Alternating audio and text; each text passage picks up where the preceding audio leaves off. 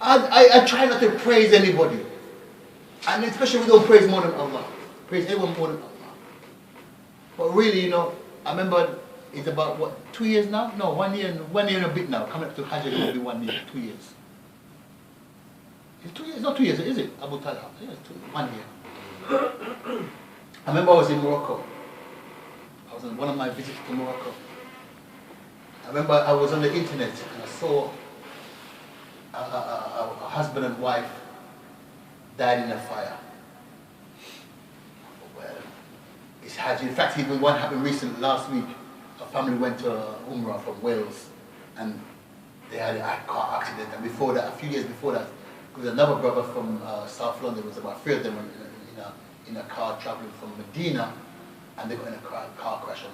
And I think this brother, Osama, Wing Chun Osama, he died on the car crash. So I mean, people died in Saudi. It's like Hajj season, Umrah season. It's almost like an accepted thing to happen. So I didn't really pay much attention. I thought, oh, may Allah forgive them and this. And I left it. Then later on in the evening, a brother phoned me from England here.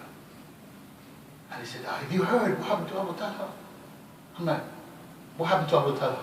But then he said Abu Talhah and his family. And I'm like, and the first thing I think about, they must have had them broke up or something. But I'm like, how can I have broke up, man? Abu Talhah and his wife is tight. And his one sister, you never heard anything about. You know what I mean? Any comments or anything between husband and wife. I'm like, well, I'm not. That's the first thing I'm thinking about. Because if anything is going to happen, well, not that it's going to happen, but if there's something in the news, he's in the news, it's going to be for something like that. The brother goes, I never heard. I said, what am I supposed to have heard? He goes, Abu Talhah died. I'm like, you what? It was like a kick in the chest. It was like a kick in my chest. I was like, wow, what? Abu Talhah. I said, I'm like, how? He goes, it was, oh, this one. So I've gone chasing around after finishing the phone, chasing on the phone, on the internet, and trying to find out what. Because I know all the information is there. Even I found his name later on. The name is there, and he's, I'm like, wow. And even to this day, it's strange. I still can't believe that it happened. I remember I was sitting down, and I started to feel really bad. Really bad. But you know, I thought, well, I'm not really sorry. I wasn't sorry. Why? Because I'm looking at it and I'm like, you know, after all those hadith and things that Abu Talhah has done, it's got to be of some benefit. It's got to be of some benefit. All those translation, you remember he done the book of Janais, Kitab al-Janais and all these books. You know, Prophet was going there with his book on Umrah and Hajj, Albani's Umrah and Hajj.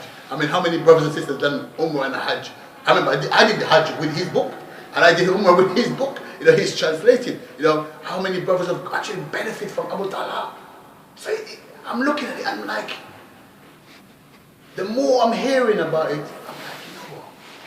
If a man has to go, other than on the battlefield, what a way to go though. Really, when I looked at it, I'm looking at those hadith that I know Abu Talhah has translated and I've read over the years from him.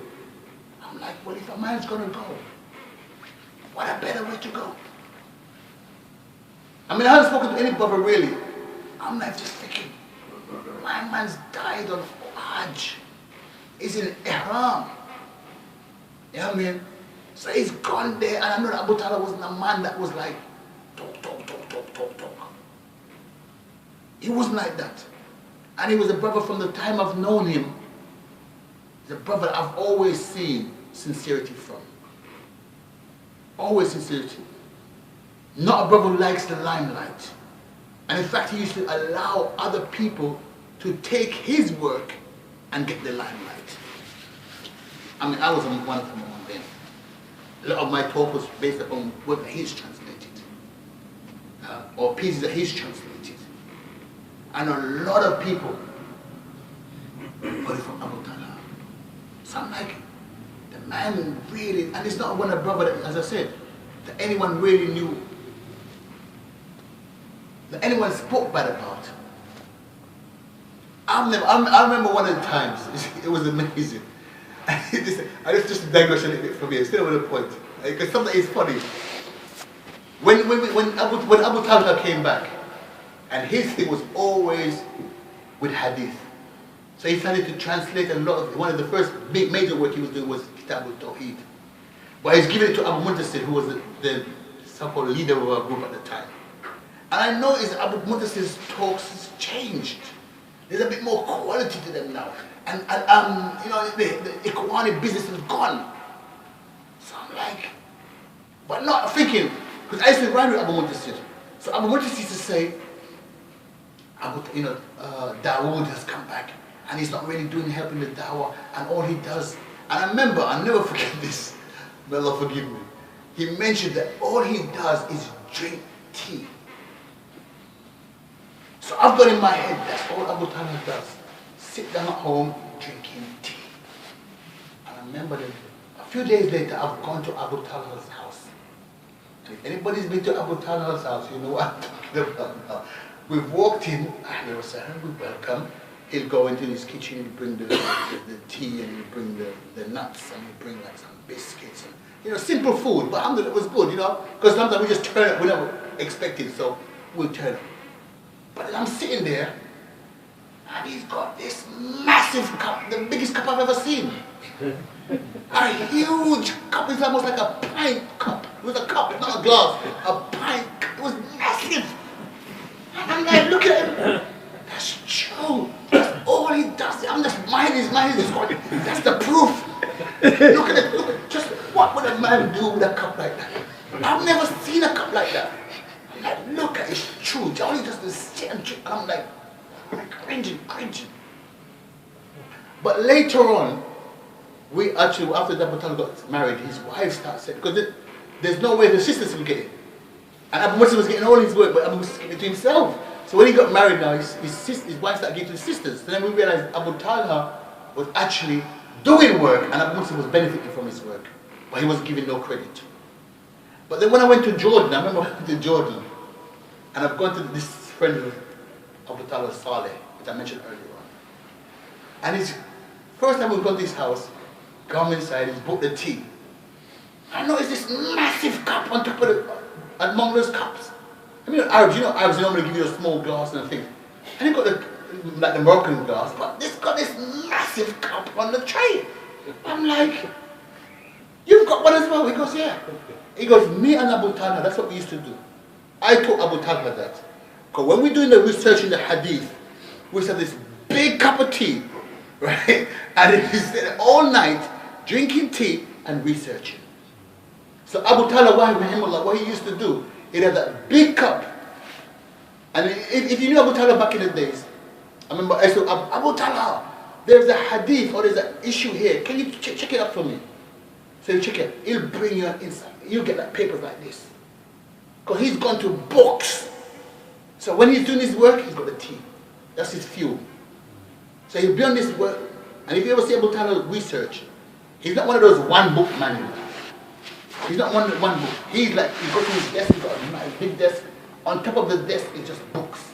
All open. All open. That he will research your issue. He will never give you a fatwa. If you went to an issue, I remember I went to him with the issue of Hadana.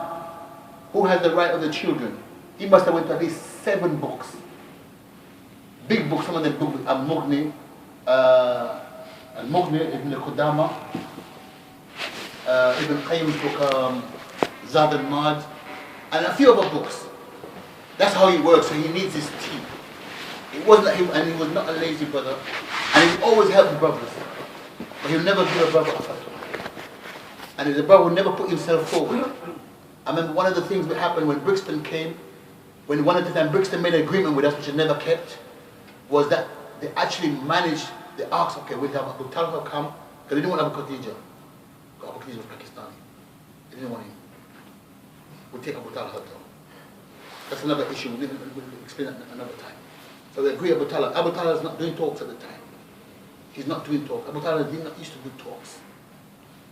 So we went to Abu Talhah, we persuaded him finally, and Abu Talhah is the first time Abu Talhah, especially in traveling, because Abu Talhah wasn't a traveler, he couldn't travel. If he traveled somewhere, he's going to end up being sick. So he might get there to do a tour, which he never used to do. But one of the reasons why he wouldn't travel is because he would be sick on the travel and after the travel. So he might get there, he won't be able to do any talk because he's sick. But he agreed that he would go to Brixton every Friday to do a talk in Brixton. It was Snides. That's what they asked, Snides, because they promised us that there was no one except them to make the decision. The brothers who came from Brixton at the time, they promised. We asked the question, is there anyone else that needs to be informed about? No. We are the Dawah committee and we are responsible and we will make that decision. So we said, okay.